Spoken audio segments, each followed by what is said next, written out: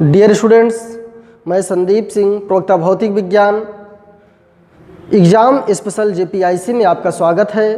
प्रिय विद्यार्थियों, यह चैनल आपके लिए बेहद ही महत्वपूर्ण है और आपके संपर्क में जो भी बोर्ड परीक्षार्थी हैं, आप उनको भी यह बात बता सकते हैं कि इस डिजिटल शिक्षा के में एक नई क्रांति लाने वाला एग्ज़ाम स्पेशल जेपीआईसी इस बार बोर्ड परीक्षार्थियों के लिए बहुत ही महत्वपूर्ण प्रश्नों का कलेक्शन लेकर के आया हुआ है। आप ज़्यादा से ज़्यादा लोग इस परिवार से जुड़ करके इसका लाभ ले सकते हैं। प्रिय विद्यार्थियों, मैं संदीप सिंह आपको भौतिक विज्ञान पढ़ाऊंगा। इस चैनल पर सभी विशेषज्ञों द्वारा आपको महत्वपूर्ण प्रश्न, एग्ज़ाम स्पेशल, बोर्ड परीक्षा में कैसे अधिक नंबर लाएं आदि की व्याख्या की जाएगी। तो आज हम लोग भौतिक विज्ञान में दो महत्वपूर्ण नियमों की चर्चा करेंगे। एक प्रकाश का परावर्तन का नियम और दूसरा प्रकाश का अपवर्तन का नियम। इसके पहले आप ये आश्वस्त हो लें कि जो विज्ञान विषय है, विज्ञान विषय में 3 ब्रांच है। विज्ञान विषय में आपके यहाँ 3 ब्रांच है, जिसमें आपको क्या पूछा जाएगा? Physics, chemistry, biology. जिसमें फिजिक्स और बायोलॉजी से 25-25 नंबर के प्रश्न पूछे जाते हैं और केमिस्ट्री से 20 नंबर का प्रश्न पूछा जाता है। कुल मिलाकर के 70 अंकों की आपकी परीक्षा होती है। तो जिसमें हम भौतिक विज्ञान में आपके यहाँ सिर्फ 2 ब्रांच है। भौतिक विज्ञान में कितनी ब्रांच है? 2 ब्रांच है। पहला क्या है? लाइट है। पहला क्या है? लाइट है। और दूसरा क्या है? आपका विद्युत है, इलेक्ट्रिसिटी है। तो आज हम लोग प्रकाश में 2 नियम की चर्चा करेंगे। पहला क्या है? प्रकाश का परावर्तन। इसे क्या कहते हैं? Reflection of light. क्या कहते हैं? रिफ्लेक्शन ऑफ लाइट, जो कि बेहद ही महत्वपूर्ण है।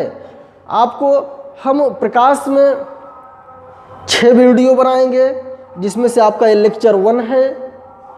आपको प्रकाश में 6 वीडियो बनाएंगे और इलेक्ट्रिसिटी में 6 वीडियो बनाएंगे।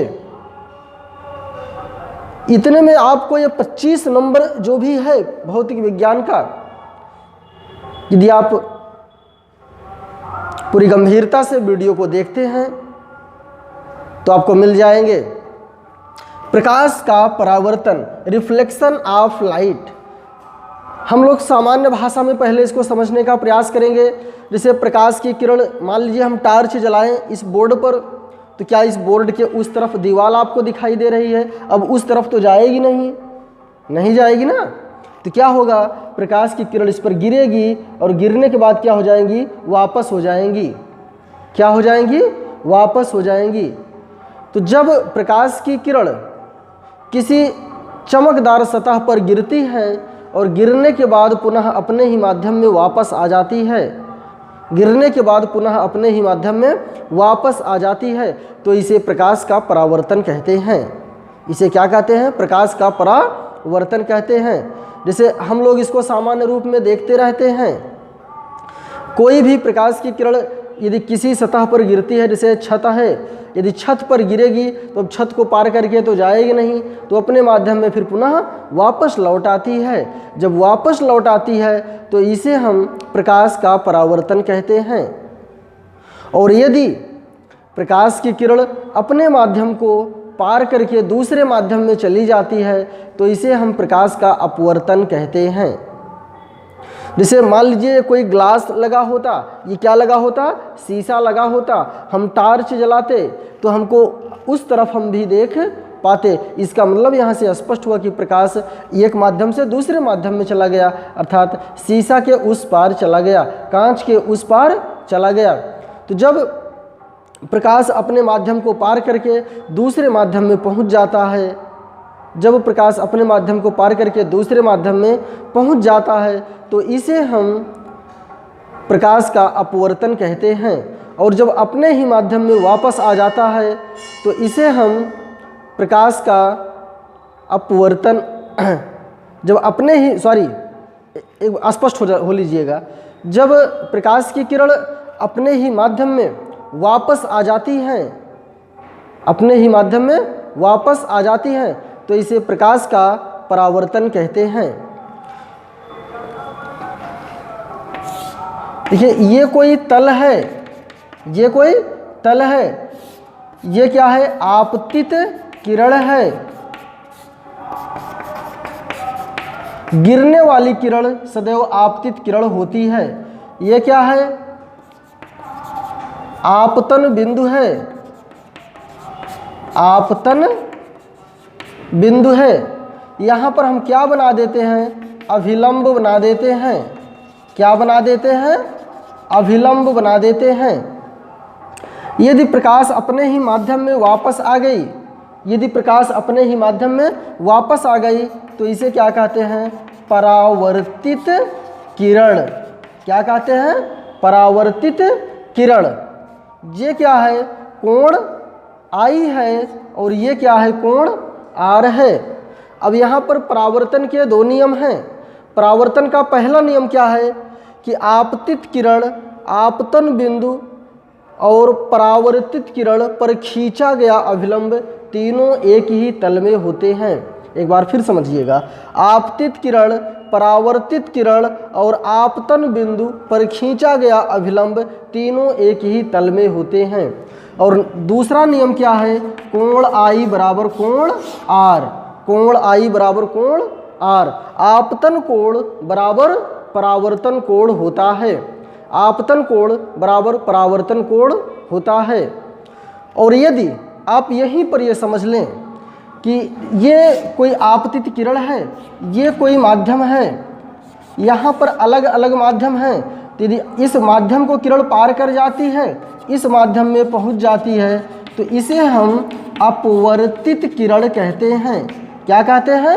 अपवर्तित किरण कहते हैं। इसे हम अपवर्तन कोण कहते हैं। क्या कहते हैं? अपवर्तन कोण कहते हैं। इसे ये क्या है? आपतित किरण है। ये क्या है? आई है।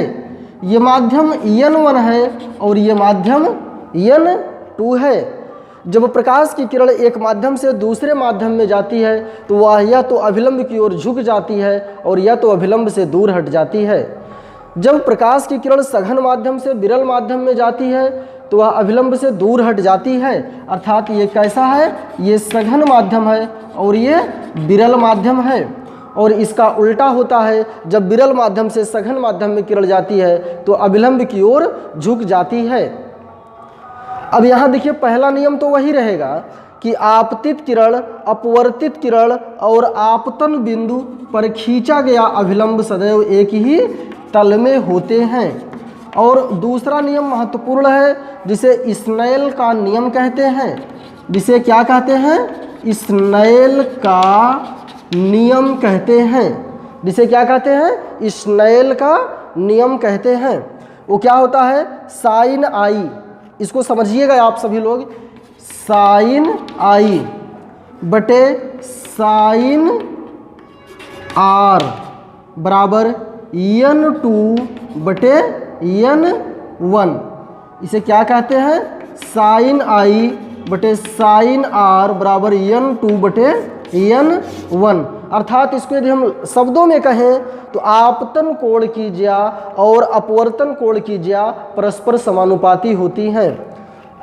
इस प्रकार से आप देख लीजिए, sine i proportional sine r, आपतन कोण की ज्या और अपवर्तन कोण की ज्या परस्पर समानुपाती होती हैं। साइन आई बराबर n साइन आर हो जाएगा। n बराबर क्या हो जाएगा? साइन आई बटे साइन आर हो जाएगा। यही स्नेल का नियम कहलाता है, जो कि बेहद महत्वपूर्ण नियम है। जहाँ n उस माध्यम का अपवर्तनांक कहलाता है। n क्या कहलाता है? उस माध्यम का अपवर्तनांक कहा जाता है। तो प्रिय विद्यार्थियों, आप सभी लोग हमारे इस चैनल के माध्यम से जुड़े रहें, अपने साथियों को भी जोड़ें और इस बोर्ड स्पेशल के जो प्रश्न हैं उनके संग्रह का आप पूरा लाभ लीजिए। और हमारी ऐसी शुभकामना है कि आप सभी लोग जो इस चैनल के माध्यम से आप जुड़े रहेंगे, आपको निश्चित रूप से बोर्ड परीक्षा में अधिक से अधिक नंबर प्राप्त होगा। Thank you so much.